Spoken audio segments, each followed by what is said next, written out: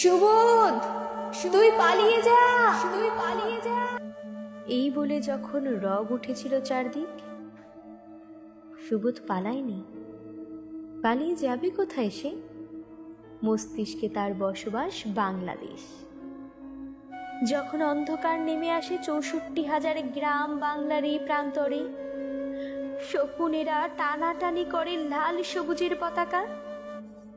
যখন সূচকে উঠানামা করে মায়ের রক্ত ঋণের দাম, সীমান্তে গুলি খেয়ে বোনের রক্তাক্ত নিথর দেহ ঝুলে থাকে।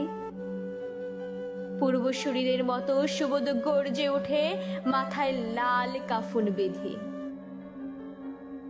এক হাতে জ্বলন্ত মশাল নিয়ে দৌড়য় ইলামিত্রের উঠোন থেকে মাস্টারদা সূর্য সেনের বাড়ি।